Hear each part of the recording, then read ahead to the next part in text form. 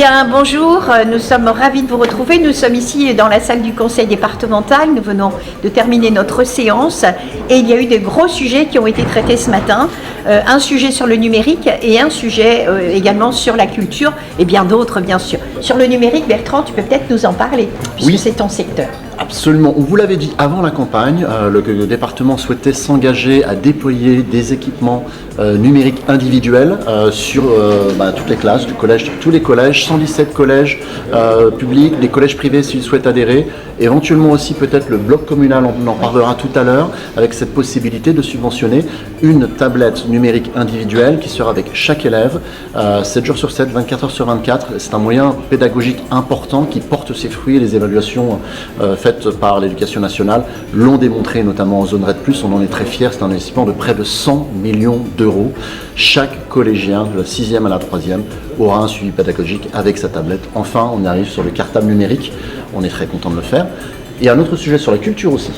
Oui, sur la culture, puisque aujourd'hui nous sommes dans une relance d'une nouvelle politique culturelle.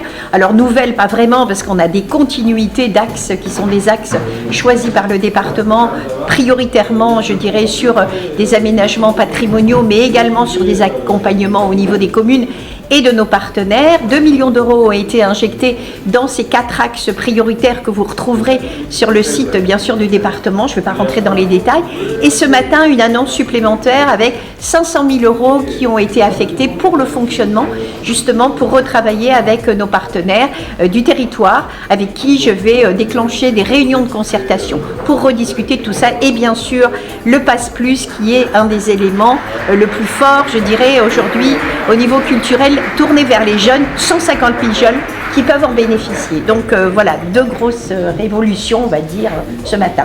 Oui, on est un petit peu long sur cette vidéo, c'est un peu exceptionnel, mais on a tellement de choses à vous partager. Il y a aussi une actualité du canton, puisqu'il y a eu des investissements culturels aussi sur la Barbacane. Tu veux nous en parler un petit peu plus ? Oui, alors la Barbacane fait partie effectivement des accompagnements de nos partenaires territoriaux, puisqu'ils représentent aussi un lieu qui travaille sur la ruralité.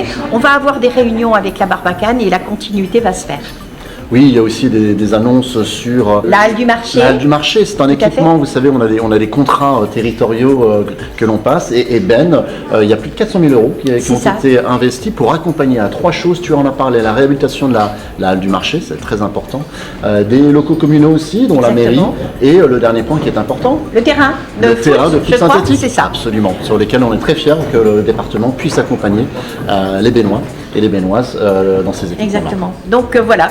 Eh bien, rendez-vous à la prochaine vidéo d'information. Le mois prochain, on aura plein d'autres choses à vous raconter. Et on est très fiers, effectivement, d'avoir pu porter la voix du canton et d'avoir su faire voter ces investissements importants. Prenez soin de vous. À bientôt. Très bientôt.